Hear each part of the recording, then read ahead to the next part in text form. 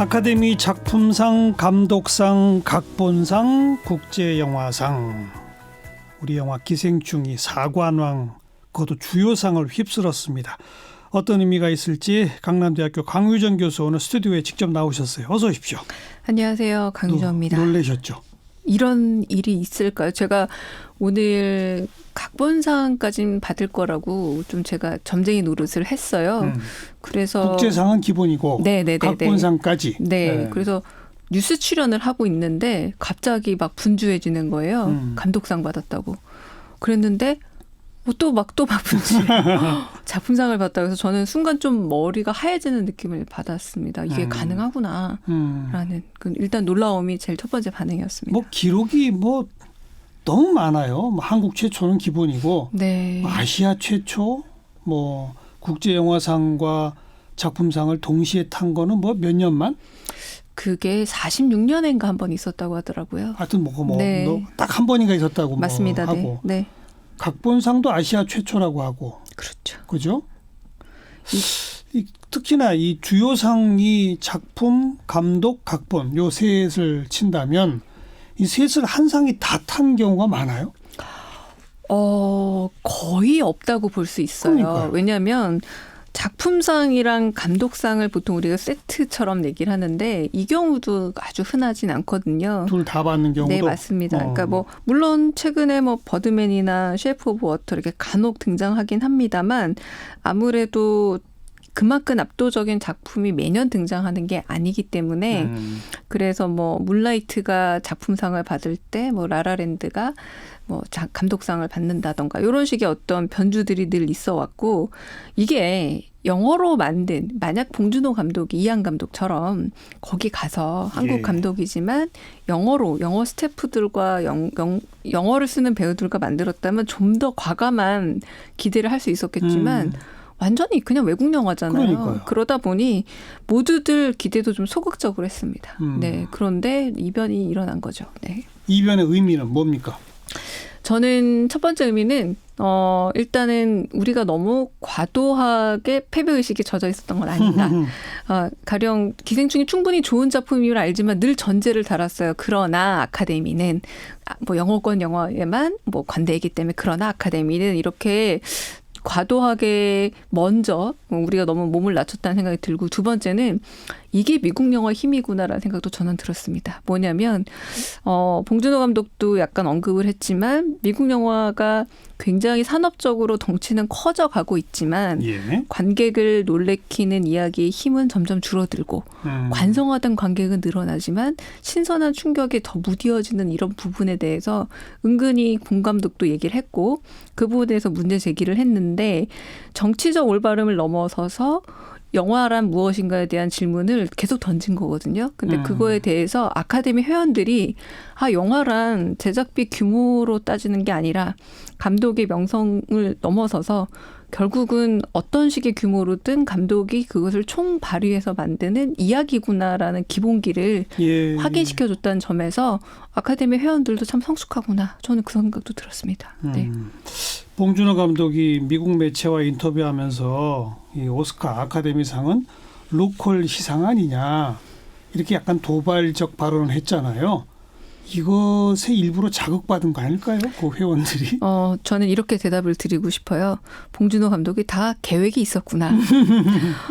왜냐하면 이 로컬상이다라는 말을 도발로 했다면 그들이 그렇게 심각하게 받아들여지지 않고 진짜 로컬에서 온 감독이 되려 좀 약간 자극하네였을 텐데 아주 점잖게 엄밀히 말하면 미국 영화도 로컬 영화지 아닙니까라고 농담으로 던졌는데 이 농담에 자극을 받은 진담이 아니라. 근데 이 기생충이라는 영화도 중요한 말은 농담처럼 그리고 잔인한 말도 농담처럼 하는 그 약간 템포 조절이 상당히 흥미로운 영화였던 것처럼 그 부분도 그렇고요. 또 하나의 시상 소감이 있었죠. 수상 소감. 자막에 1인치 벽만 넘어달라. 그렇죠. 근데 그것 역시도 그 미국의 많은 영화협회 회원들에게 우리가 자막 영화를 지금 어떻게 대했는가에 대한 신선한 환기가 된 듯해요. 그러니까 저는 결론적으로 말하자면 봉준호 감독의 그 유명했던 수상 소감들이 다 계획이 있었구나. 라는 생각이 듭니다. 네. 미국의 영화인들, 미국의 관객들이 유독 다른 나라 영화에 좀 인색하다. 이걸 계속 좀 짚은 거군요. 그렇죠. 우리처럼 인색하다 표현한 게 아니라 어쩌면 로컬 영화제 아닌가요? 라는 진심을 담은 농담이 생각할 여지를 만드는 거죠. 기생충 네. 영화처럼. 네. 로컬 영화제래. 아, 그러고 보니 우리는 맨날 영어권 영화 그리고 영국하고 뭐 캐나다 혹은 우리나라 그들에서 우리나라 비롯한 영어권 영화만 했으니까 로컬 영화제 맞구나라는 신선한 네. 질문을 가능하게 한 수상 소감들이 이어졌다라는 거죠. 그 네. 감독상 타고 나서 수상 소감할 때도 물론 마틴 스콜세지의 그 말을 인용한 것도 너무나 훌륭했지만 쿠엔틴 타란티노를 언급하면서 일부러 그런 표현을 썼던 것 같아요. 제가 볼 때. 미국 관객들이 우리 한국 영화를 잘 인정해주지 않을 때에도 뭐 정확한 표현은 인정했다기보다 잘 모를 때 네. 그럴 때도 쿠엔틴 타란티노가 높이 사줬다 뭐 이런 표현을 썼잖아요. 네, 네. 그것도 좀 약간 계획이 있었던 거 아닌가요? 저는 굉장히 계획이 있었다고 생각을 하고 그런 저는 말의 품격에 대해서도 상당히 생각해 보게 됩니다. 그렇죠. 그러니까 우리나라 정치인들이 좀 봉준호 감독한테 스피치 강의를 듣는 게 좋을 정도로 그런 생각이 들었는데 이번에도 마틴 스콜세지 감독을 통해서 한 얘기는 바로 그거예요. 개인의 창조력을 인정할 때 영화가 나온다는 건 가장 저는 개인적인 것이 가장 창조적인 것이다. 맞습니다. 그건 저는 한국 영화계에도 던지는 화두라고 봐요.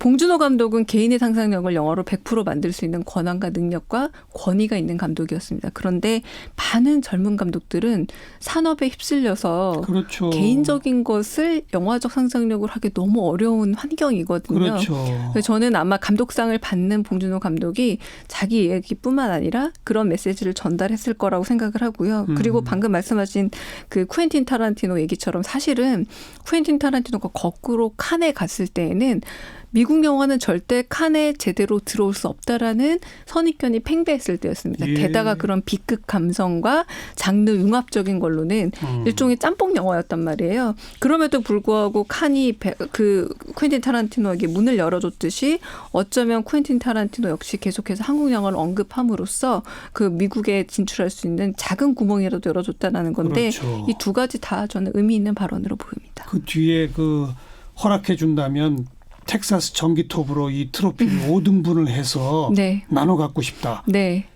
이것도 아주 명스피치였어요. 명스피치고 영화 광다운 대답이고 그 텍사스에요.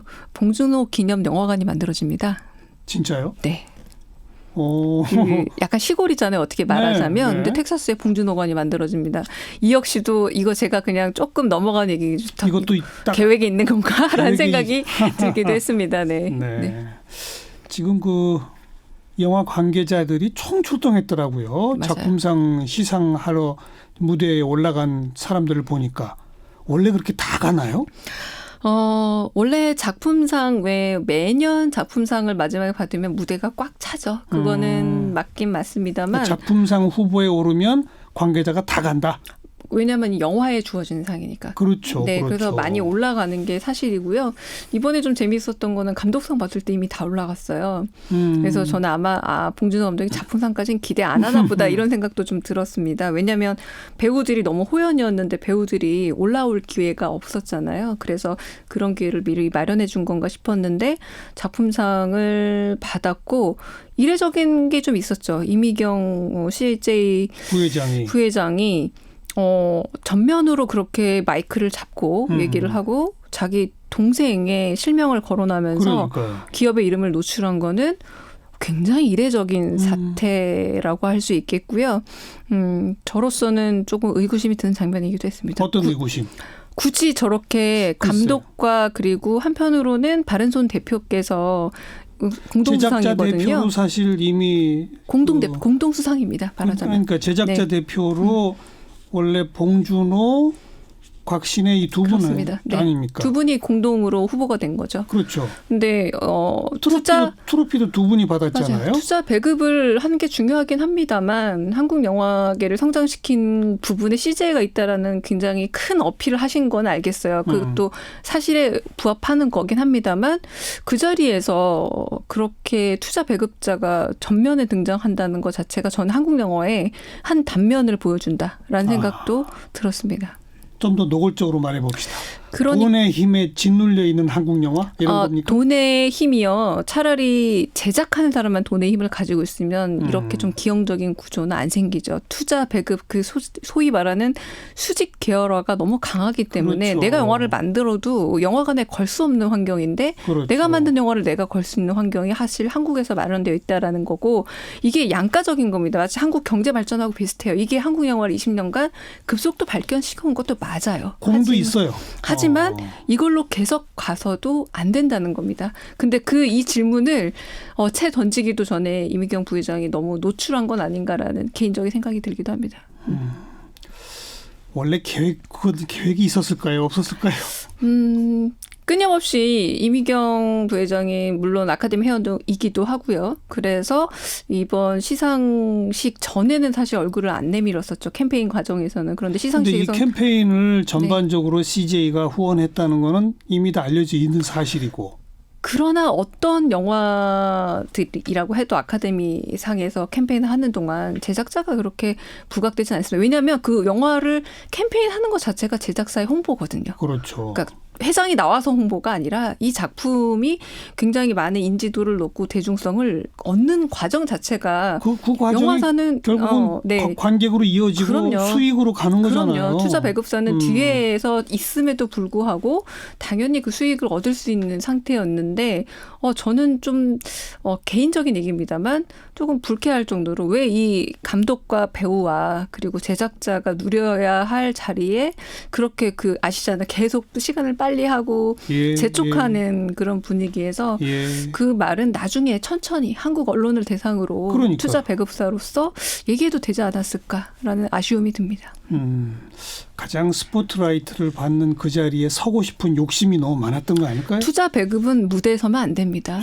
그렇지 않습니까? 네. 그 돈은 무대 뒤에 있어야죠. 네. 네. 아무튼 이건 이제 한국 영화의 앞으로의 어떤 새로운 전기 이렇게 말할 수 있겠죠? 새로운 전기이자 저는 결실이라고 말하고 싶어요. 지난 영화 지금까지 100년. 결실이고 네. 앞으로는 세계 무대, 국제사회에서 한국 영화를 바라보는 시선이 달라지지 않겠어요? 저는 이미 달라졌고요. 그리고 조심하셔야 될 겁니다. 해외 시장에서 상당히 많은 한국의 스토리텔러들한테 접근할 거예요. 그렇죠. 봉준호, 제2의 봉준호를 찾고자 하는 그럼요. 시도들, 가령 지금 넷플릭스나 뭐 디즈니나 OTT도 굉장히 많기 때문에 이 시장을 봉준호, 제2의 봉준호 분명히 있을 거라고 생각을 하고 들어올 거기 때문에 한국 영화도 어떤 점에서 그런 젊은 세대 새로운 씨앗들을 보호하고 그리고 우리 영화 시장의 성장을 위해서라면은 좀 눈을 좀 밝히고 있어야 되지 않을까 싶기도 합니다. 한 단계 도약의 계기점이 된 오늘이었습니다. 강남대학교 강유정 교수 고맙습니다. 네, 감사합니다.